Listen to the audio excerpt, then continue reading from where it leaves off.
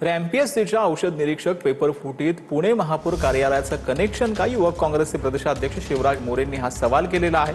महापौर मंजुषा नागपूर यांच्या कार्यालयातील महत्त्वाच्या व्यक्तीनं पत्नीसाठी पेपर फोडला असं शिवराज मोरेंनी म्हटलं। सोलापुरातील आमदार पुत्राचं पेपर फुटीत कनेक्शन का असा सवाल देखील शिवराज मोरेंनी विचारला।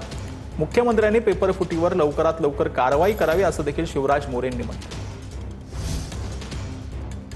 औषध निरीक्षक भरतीचा देखील पेपर फुटला, त्याचे पुरावे आपल्या समोर येत आहेत आणि या सगळ्याची लिंक भाजपच्या निगडीत नेत्यांशी किंवा त्यांच्या संबंधित कार्यकर्त्यांची किंवा त्यांच्या कार्यालयापर्यंत जातात। पुण्याच्या महापौरांचा उल्लेख करण्याचं कारण असं आहे की त्यांच्यासोबत असणारा अधिकृत व्यक्ती त्याच्या मिसेसचं देखील त्यामध्ये नाव आलेलं आहे आणि ती परीक्षा उत्तीर्ण झालेली आहे। त्याचे पुरावे आमच्याकडे सगळे आहेत आणि कशा पद्धतीने हा सगळा लिंकअप होतोय याचं देखील आहे। सोलापूर जिल्ह्यातील एका आमदार पुत्राच्यावर त्याचा व्यवहार झाला आणि त्याला 40 लाख रुपये दिले आणि 40 लाख रुपये दिल्यानंतर ती परीक्षा तो उत्तीर्ण। अन्न आणि औषध निरीक्षक भरती परीक्षेचा पेपर फुटीचं प्रकरण समोर आलेलं आहे। मुंबई क्राईम ब्रांचकडून तक्रारदार ऋषिकेश गांगुर्डेची 6 तास चौकशी करण्यात आली। पेपर फुटीत 5 लाख ते 50 लाखांपर्यंत व्यवहार झाल्याचा आरोप आहे। दोषींवर कठोर कारवाई करण्याची ऋषिकेश गांगुर्डेनं मागणी केली आहे। 6 तास चौकशी झाली, माझ्याकडचे सर्व पुरावे देण्यात आले आणि लवकरच काहीतरी याच्यातून सोक्षमोक्ष लागेल। माझ्याकडची माहिती ती आपण जमा केलेली आहे। आता त्याची ऑथेंटिसिटी आपण अगोदरच मागणी केली होती। संबंधित जे सस्पेक्टेड क्लास चालक त्यांची साखळी, त्यांना कोणाकडून आले, कोणाला दिले, पैशांचा व्यवहाराचा त्यात उल्लेख होता, किती झाला, ती सगळी चौकशी करण्यात यावी आणि त्यांच्या मोबाईलची फॉरेन्सिक तपासणी करण्यात यावी। तुमची आता काय मागणी आहे? आता मागणी आमची अशी आहे की जोपर्यंत हा निकाल लागत नाही तोपर्यंत फायनल लिस्ट लावण्यात यावी आणि जर यामध्ये एकपेक्षा जास्त विद्यार्थ्यांकडे जर असेल तर हा प्रत्येक परीक्षा देणाऱ्या विद्यार्थ्यावर अन्याय आहे। म्हणून ही फेरपरीक्षा घेण्यात यावी। फेरपरीक्षा घेतल्यानंतर पण विद्यार्थ्यांना पुन्हा फी भरण्याचं बर्डन आणण्यात येऊ नये। तर धाराशिवमध्ये स्वतःचं राहतं घर विकून शाळा उभारलेली आहे। 22 वर्षांनंतरही शाळेला अद्याप अनुदान मिळालेलं नाही।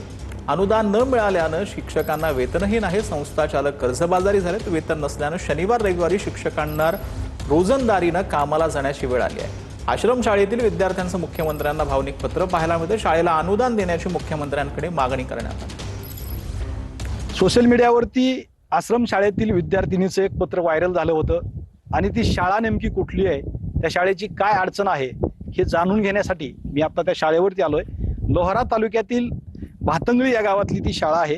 शाहू फुले आंबेडकर आश्रम निवासी शाळा आहे ती आणि त्याच विद्यार्थिनीने त्या पत्राच्या माध्यमातून शाळेतली परिस्थिती, शिक्षकांची परिस्थिती, संस्थापकाचे हाल हे त्या मांडलं होतं आणि मुख्यमंत्र्यांना एक आर्त हाक दिली होती की आमच्या शाळेला लवकर मदत करा। मी आता त्या शाळेवरती आहे, आपण त्यांना पण विचारू की नेमकी काय परिस्थिती आहे। कितवीला आहे तू? 10वीला आहे। काय परिस्थिती? काल एक पत्र व्हायरल झालं होतं इथलं। अशी परिस्थिती आहे की सर आम्हाला चांगल्या प्रकारचं शिक्षण देतात, सगळं चांगलं आहे, फक्त सरला पगारी वगैरे म्हणजे अनुदान नाही दिलेलं तर ते द्यावं लागतं लवकर। पगारी नाही आहेत सरला, हे तुला कसं माहित झालं? सर माहिती आहे त्यांची परिस्थिती नसताना ते आम्हाला शिकवतात। खूप वर्ष झालं ते। हा, किती वर्ष झालं तुला आता शाळेत? 5-6 वर्ष झाले सर। 5-6 वर्ष झालं। श्रीराम क्षीरसागर, TV9 मराठी, धाराशिव, लोहारा। तर दिल्ली सरकारच्या कॅबिनेट बैठकीत लक्ष्मी योजनेला मंजुरी मिळालेली आहे। दिल्लीतील महिलांना आता 2,500 रुपये मिळणार आहेत। रक्षाबंधनापासून महिलांना योजनेचा लाभ मिळणार असल्याची माहिती आहे।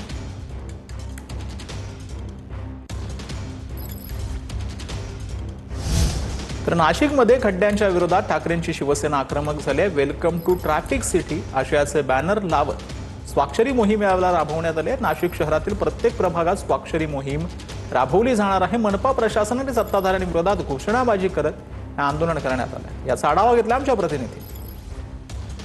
नाशिक शहरातील रस्त्यांची झालेली दुरावस्था असेल, त्याचबरोबर नाशिक शहरातील वाहतूक कोंडी असेल, या समस्यांवरती नाशिकमध्ये ठाकरेंची शिवसेना आक्रमक झाल्याचं पाहायला मिळतंय।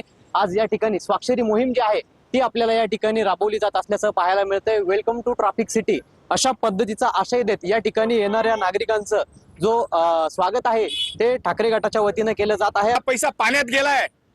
30-40% टक्केवारी घेतात भ्रष्ट प्रशासन आणि याला आशीर्वाद कोणाचा आहे?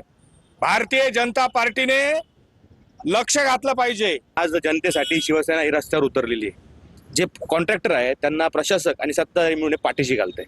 इतका मोठा जागतिक दर्जाचा कार्यक्रम होणार असताना सुद्धा जर 6 महिन्याच्या वर जर तारीख आलेली आहे कुंभमेळ्याची आजही तुमची तयारी नाही याचा अर्थ कुठेतरी आंधळ दळतून कुत्रपीठ खाता अशी परिस्थिती निर्माण झाली. पवन येवले, TV9 मराठी, नाशिक. तर सीजेपी आंदोलनादरम्यान पाकिस्तान आणि मलेशियामधून सोशल मीडियावर काही संवेदनशील पोस्ट टाकल्या गेल्याचा महाराष्ट्र सायबरनं दावा केला. 500हून अधिक सोशल मीडिया प्रोफाईलची ओळख पटवल्याचा दावा करण्यात आलाय. खोटी आणि AI निर्मित सामग्री प्रसारित करण्यात आल्याचा दावा होता.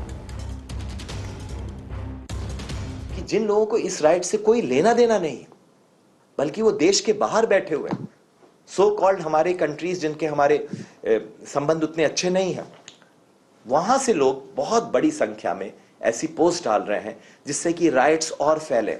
जब उनको हमने फिल्टर किया तो 429 टोटल पोस्ट और हैंडल्स ऐसे मिले जिसमें बहुत ही सेंसेशनलिज्म का यूज किया गया है, स्करिलस, मैलिफाइड, मैलिशियस पोस्ट डाली गई हैं.